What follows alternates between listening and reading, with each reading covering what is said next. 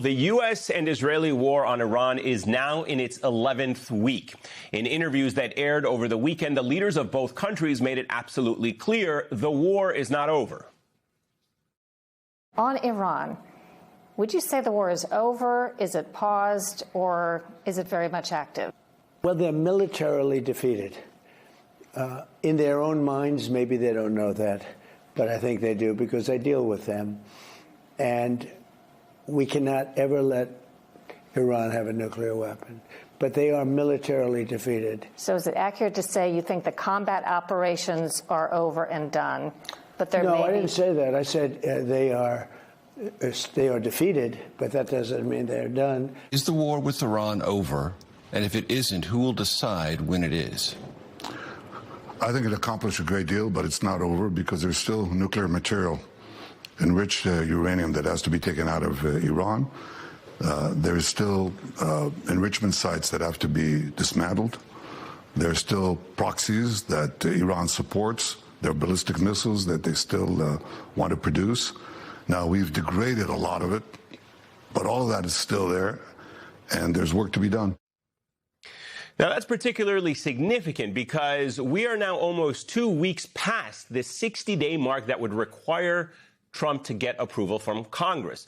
But several Trump officials, including the Secretary of Defense, Pete Hegseth, have said they don't need approval because Operation Epic Fury was over. So at this moment, the administration's position on whether the war is still happening is actually unclear. On Sunday, Trump called Iran's latest peace offer totally unacceptable.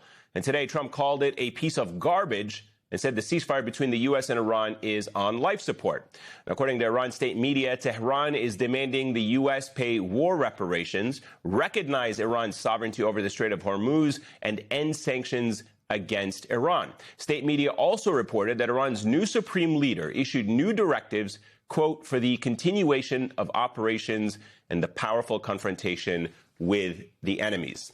And with that, let's bring in our leadoff panel. Michael Schnell, MS Now congressional reporter, Peter Baker, chief White House correspondent for the New York Times, and retired four-star U.S. Army General Barry McCaffrey, decorated combat veteran of Vietnam and a former battlefield commander in the Persian Gulf. It's great to have all of you with us. General, let me start with you and the bluster we're hearing come out of Iran. It sounds very confident. They have been referring to themselves as a global superpower lately. What does that tell you about their stance as this stalemate drags on, and whether or not they feel they have the strategic upper hand? Yeah, well, I was actually surprised by the direct confrontation with Mr. Trump by the Iranians. It's just astonishing. They stuck it right in his eye.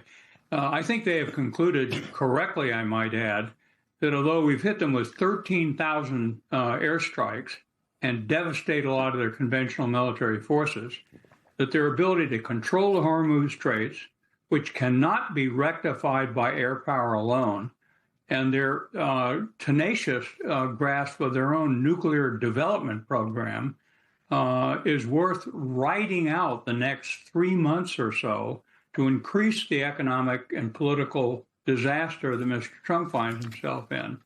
It's a very dismal state of affairs. I can't imagine that this goes much more than 3 months or so just from the economic consequences. But the Iranians clearly think they've got the upper hand here. So, General, just to follow up on that, from a military perspective, short of a full-on American invasion compared to, let's say, 2003 Iraq War, where we have boots on the ground in substantial manner to try to take over large parts of that country, maybe along the coast or even deeper in to the capital of Tehran to collapse the regime. Short of that, and short of going after what the president has threatened in the past, potential crimes or international war crimes going after civilian infrastructure, power plants, energy resources that could ignite the region, what military options does the United States have to escalate against the Iranian regime? Beats me. You know, at the end of the day, we have some ground troops in the area.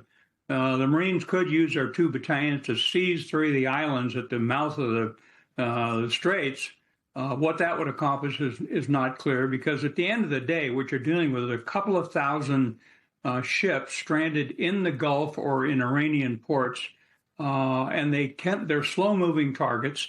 It's a restricted waterway. It's only 20 miles across. It's shallow. You can't find mini submarines or mines easily in that strait. And then if you're trying to go deeper in the Gulf, like 150 some odd miles up to Karg Island, the 82nd Airborne could parachute onto the island and seize it in a bloody tactical fight. But at the end of the day, what does that accomplish? So I think the disconnect between diplomacy and military power is profound. We got to find a way to talk to these people out of public. Mr. Trump is killing his negotiators. You cannot demean and offend the IRGC in public and then expect to get something from them in private. So we got a problem. We got to lead with negotiations.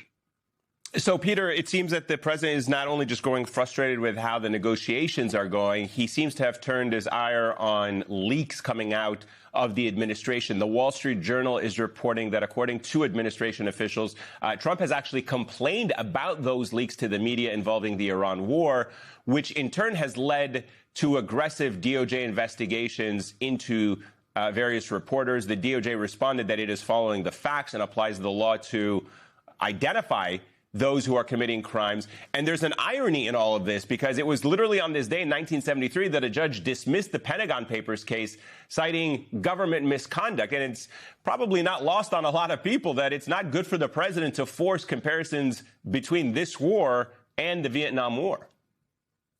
No, of course not. But that's not something President Trump focuses on. What he focuses on is his, as you said, ire at these leaks. He's not the first president to be offended by, leaks, especially in a time of war, especially with regard to national security. But these are not leaks that are in any way dangerous to troops. Nobody's leaking out specific troop positions or, future operation plans. These are stories that just offend him because they say things he doesn't want people to know, which is that the war has not been the unvarnished success that he says it is, and that there are challenges, in fact, awaiting him. We've seen really good reporting by some of our colleagues in the last few weeks about intelligence reports showing that something like 70 to 75% of Iran's ballistic missiles remain intact, undamaged by this war. We've seen intelligence reports cited in the media suggesting that Iran could last months despite the economic and military pressure that it's been under in these last couple of months, which is all important information to evaluate how this war will proceed or should proceed, and important information for the public to understand what's being done in its name. So, yes, he is, in fact, using the pressure of government to try to squeeze information out of the public sphere. But I think reporters are going to do what reporters do. Yeah, and Michael, there's a really important part in all of this, which is the language being used to describe what is exactly happening. Today, we heard Trump use another euphemism for this war. Let's take a listen, and I'll get your reaction to it. We had to make an excursion to the beautiful country of Iran. We didn't want to let them have a nuclear weapon, and we made the right decision, and we've got it pretty good, and those prices are going to come crashing down as soon as that's over, and we're taken care of. We're going to take care of business. We'll get to the prices in a moment, but you heard him there saying it's an excursion now. He's called it a journey. He's called it a skirmish. But he said it over the weekend, clearly, that the war is not over, and now we are past this threshold for the War Powers Act.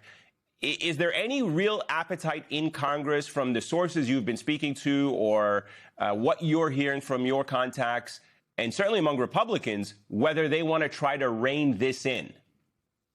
Not a critical mass, Eamon. I mean, look, there have been the few Republicans here and there, more of the moderate figures, some folks who may be retiring at the end of their terms who have said that they've had enough of the war and that they want to move on. They at least want to follow the War Powers Act of 1973 to a T and want the president to come and get that authorization, want him to come for a firm declaration of war. But it hasn't been enough to actually move the needle on Capitol Hill. And there are folks who are recognizing, Republicans who are recognizing, arguing that it may not be worth putting their political capital in because the writing is on the wall. For example, I was talking to Senator Thom Tillis, the retiring Republican from North Carolina, just this evening at the Capitol, and he was somebody who sort of had been inching towards maybe voting for a war powers resolution, maybe voting for an AUMF, but he kind of laid it out for the reporters there at the Capitol and said that he needs to figure out carefully how he wants to move forward, because even if this is able to squeak through the House, even if it's able to squeak through the Senate,